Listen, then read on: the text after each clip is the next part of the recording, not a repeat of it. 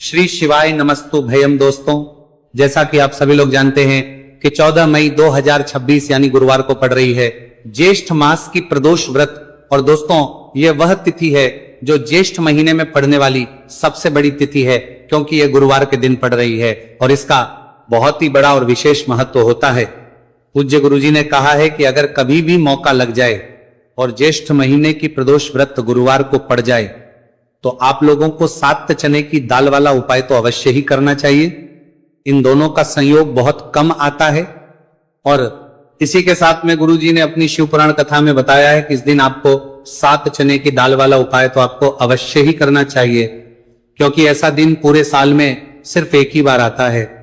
और दोस्तों, आप सभी लोग जानते हो कि गुरुवार प्रदोष व्रत का अगर सबसे बड़ा कोई उपाय है तो 7 चने की दाल वाला उपाय है। तो दोस्तों, इस गुरुवार प्रदोष व्रत के दिन आप लोगों को इस 7 चने की दाल वाला उपाय को जरूर करना है। बहुत सारे लोग होंगे जिन लोगों ने इस उपाय को ना किया हो, मतलब पूरा साल निकल गया, उन्होंने किसी भी दिन इस 7 चने की दाल वाला उपाय को ना किया हो। पर दोस्तों, आपके पास एक आखिरी मौका बचा हुआ है जो कि 14 मई गुरुवार प्रदोष व्रत के दिन है। तो इस दिन आप लोगों को इस वाले उपाय को जरूर कर लेना है। भले ही आपने महीने भर इस उपाय को ना किया हो, पर अगर आपने इस ज्येष्ठ महीने के गुरुवार प्रदोष व्रत के दिन अगर इस वाले उपाय को कर लिया तो आपको इस उपाय को करने का वो फल मिलेगा जिसकी आपने कभी कल्पना भी नहीं करी होगी। इसीलिए आप लोग इस वाले उपाय को एक बार जरूर कर लेना है, ताकि आप लोगों के हाथ से ये मौका ना जा सके और आपको इस उपाय को करने का फल मिल सके। दोस्तों, ये उपाय पंडित जी ने अपनी अभी की ही श्री शिव पुराण की कथा में बताया है, जिस उपाय को आज हम आपको बहुत अच्छे से समझाने वाले हैं। इस वीडियो को देखने के बाद इस उपाय को समझने के लिए आपको कोई और वीडियो को देखने की जरूरत नहीं पड़ेगी। तो चलिए दोस्तों, उपाय को शुरू करते हैं। देखिए, ये इस ज्येष्ठ महीने के गुरुवार प्रदोष व्रत के दिन ये इतना खास होता है, इतना महत्वपूर्ण होता है। देखा गया है कभी कभी बड़े बड़े पूजा पाठ अनुष्ठान से जो मनोकामना नहीं होते, वो ज्येष्ठ महीने के गुरुवार प्रदोष व्रत के दिन एक छोटे से उपाय करने से ही आपकी मनोकामना पूर्ण हो जाती है। और बहुत सारे लोगों ने इस उपाय को किया भी है और उनको इस उपाय को करने का फल भी जरूर मिला है। अगर आप लोग भी इस उपाय को करना चाहते हैं तो आप इस उपाय को पहले अच्छे से समझ लेना, सुन लेना, उसके बाद करना। आपको इस उपाय का फल जरूर मिलेगा और इस उपाय को कर लेने से आपके घर में चाहे किसी भी प्रकार और समस्या क्यों ना चल रही हो, आपको उसका कारण भी नहीं पता है कि भाई ये समस्या किस कारण से चल रही है, उसका कुछ भी कारण हो सकता है, जैसे पितृदोष हो सकता है या किसी भी तरह का मंगल दोष भी हो सकता है। तो इस दिन आप लोगों को ये वाला उपाय कर लेना है।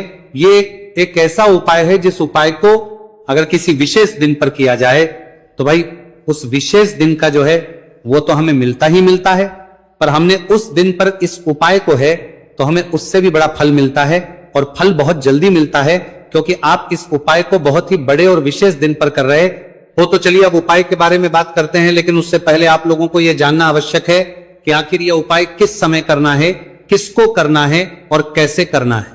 तो चलिए हम आगे आपको वीडियो में एक एक करके बता देते हैं। लेकिन उससे पहले अगर आप लोग हमारे चैनल पर पहली बार आए हैं या फिर मेरी आवाज आज पहली बार सुन रहे हैं तो हमारे चैनल को सब्सक्राइब जरूर कर लेना और इस वीडियो को लाइक करके कमेंट बॉक्स में श्री शिवाय नमस्तु भयम ओम नमः शिवाय जरूर टाइप कर देना।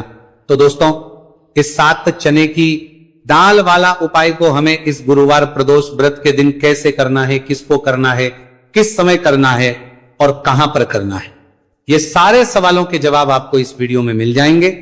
और जो ये देखेगा भाई, उसको 7 चने की दाल वाला उपाय जरूर करना चाहिए, क्योंकि इस दिन एक चने की दाल का भी बहुत ही बड़ा और विशेष महत्व होता है।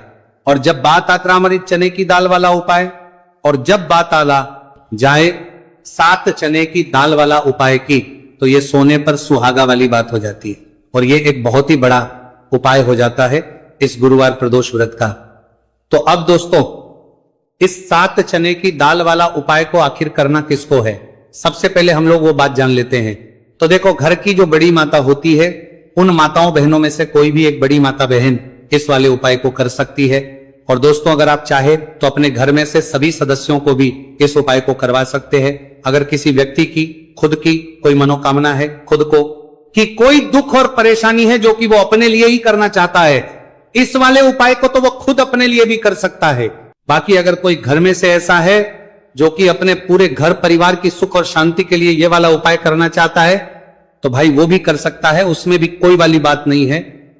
कहने का मतलब यह है कि इस उपाय को हर एक सदस्य भी कर सकता है और पूरे घर परिवार के सदस्य के लिए घर की बड़ी माताओं बहनों में से कोई एक माता बहन भी कर सकती है।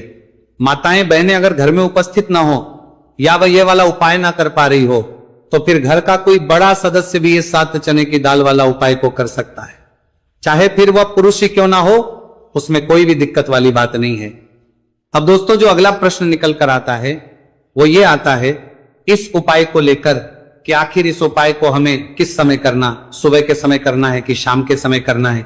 तो देखो इस वाले उपाय को आप लोग सुबह के समय भी कर सकते हो और शाम के समय प्रदोष काल में भी कर सकते हो। अब अगर आप पूछो कि भाई सबसे उत्तम समय कौन सा रहेगा इस 7 चने की दाल वाला उपाय को करने का, तो हम आपसे बस यही कहेंगे कि इस उपाय को आप सुबह के समय करेंगे तो ज्यादा बेहतर होगा।